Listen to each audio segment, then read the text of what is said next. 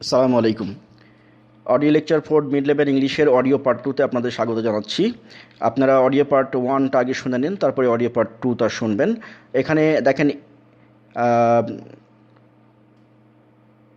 আনইডিওমেটিক English একটা শব্দ, usage of the meaning morning not today morning, এই দুটো শব্দ আমরা অনেক সময় ভুল করি ব্যবহারে, সেগুলোর পার্থক্য দেওয়া আছে। দেখেন, যদি কেউ বলে টুডে মর্নিং তাহলে সেন্টেন্সটা হবে ভুল, এবং এই কথাটা স্পোকেন ইংলিশে বললেও ভুল হবে। টুডে মর্নিং বলে কোনো শব্দ নাই, কি হবে তাহলে? This morning. টুডে আফটারনুন বলে কোনো শব্দ নাই, এটা কি হবে তাহলে? This afternoon. টুডে ইভিনিং বলে কোনো শব্দ নাই, মানে শব্দ নাই বলতে কি? শব্দ নাই বলতে হচ্ছে এভাবে ব্যবহার করা হয় না, কেউ ব্যবহার করে না। কারেক্ট ইউজ হচ্ছে this evening. This night, this নাইটের পরিবর্তে কি হবে? Two night.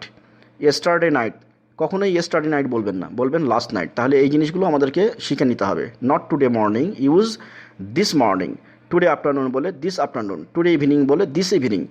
দিস নাইটের থেকে টু নাইট, ইয়েস্টারডে নাইট থেকে লাস্ট নাইট ব্যবহার করতে হবে। ওকে, তাহলে এরপরে আমরা আরেকটা জিনিসে চলে যাই। যেমন ধরেন, আমরা কাউকে জিজ্ঞেস করার ক্ষেত্রে আমরা বলি যে মেড শব্দটা ব্যবহার করি।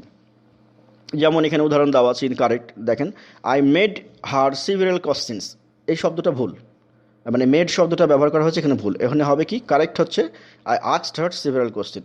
অর্থাৎ কোনো কিছু জিজ্ঞেস করা অর্থে কখনোই, কোনো কিছু জিজ্ঞেস করা অর্থে কখনোই মেককে ব্যবহার করা যাবে না। আই মেক কোশ্চেন হবে না, আই আক্স কোশ্চেন হবে। ওকে, আর তবে একটা কথা, সেটা হচ্ছে যদি কাউকে আপনি রিকোয়েস্ট করেন, তাহলে রিকোয়েস্ট করার ক্ষেত্রে মেড শব্দটা ব্যবহার করা যাবে বা মেক শব্দটা ব্যবহার করা যাবে। মেকের পাস্ট টেন্স হচ্ছে মেড, মেড। ওকে, আচ্ছা, এখানে কয়েকটা কারেকশন আছে, একটু দেখে নিন। আচ্ছা, এরপরে হচ্ছে ট্রানজেটিভ ভার্ব, ইনট্রানজেটিভ ভার্ব। আচ্ছা, ট্রানজেটিভ ভার্ব এবং ইনট্রানজেটিভ ভার্বকে সিম্পলি আপনারা অনেক জানেন, আমি এটা ধরে নিয়েছি জানেন, দ্যাটস ওয়াই এভাবে উপস্থাপনটা করা হয়েছে।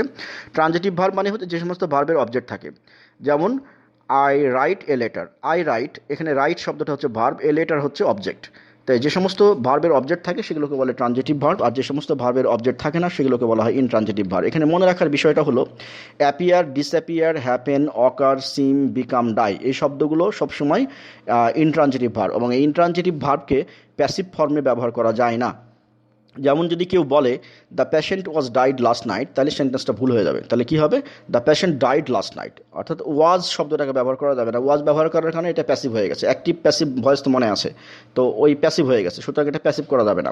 সুতরাং আপনারা যদি এটা মনে রাখেন যে অ্যাপিয়ার, ডিসঅ্যাপিয়ার, হ্যাপেন, অকার, সিম, বিকাম, ডাই, এই শব্দগুলোকে কখনোই প্যাসিভ ফর্মে ব্যবহার করবেন না, অর্থাৎ এই শব্দগুলোর পরে কখনোই কোনো ভার্ব ব্যবহার করবেন না, ডাইরেক্ট পাস্ট ফর্মে ব্যবহার করবেন।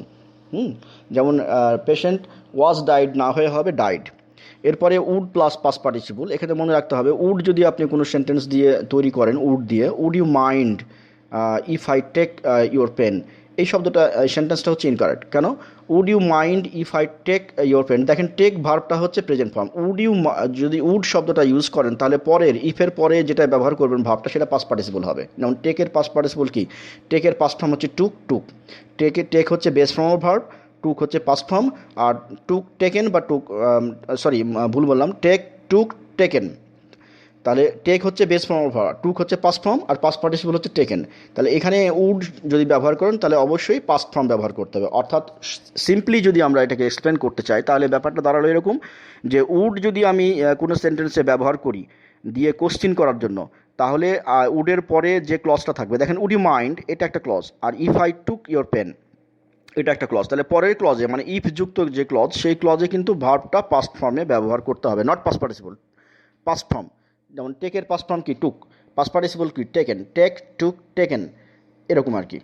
আচ্ছা, এটা দেখেন। আর হচ্ছে এই হলো টোটালটা। এখানে খুব বেশি জটিল কিছু নাই, খুব সিম্পল জিনিস, কিন্তু আপনাকে গ্র্যাজুয়ালি সময় দিয়ে ধারাবাহিকভাবে প্রতিটা ওয়ান বাই ওয়ান করে যেতে হবে। So thank you very much for coming here at the online learning centre for spoken and written English. Meanwhile, I want to explain you that the Massbed e-learning center is working for the versatile mode, and there are lots of paper teachers and the professionals are engaged with this learning center. And to the main objective is to create a versatile platform for the Bangladeshi learners to learn English, spoken and written English, and for getting preparation for the multiple jobs that you want to apply for.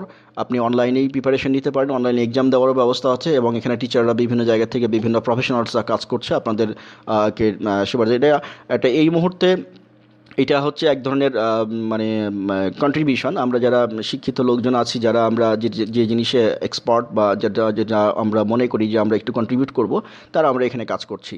তা চাইলে যে কেউ এখানে পার্টিসিপেটও করতে পারেন, at the same time হচ্ছে আপনারা কেউ এখানে কন্ট্রিবিউটও করতে পারেন, করে এটাকে আরও বেশি সামনের দিকে আগা নিতে পারেন।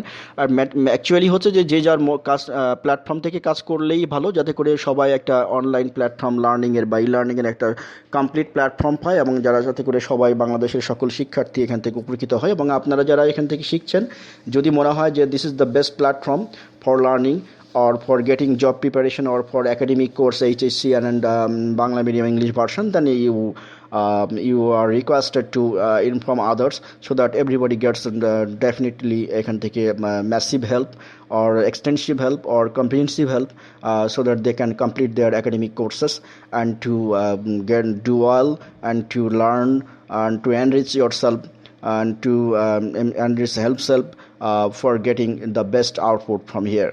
I think all the learners will be motivated to learn this online, to learn spoken and written English, and to get the support of academic courses, especially science subject, physics, chemistry, math, biology of SSC and HSC and JSC. All platforms are ready. We are working together from the different parts of Bangladesh to support you, or to support the learners or the job seekers who are trying to apply.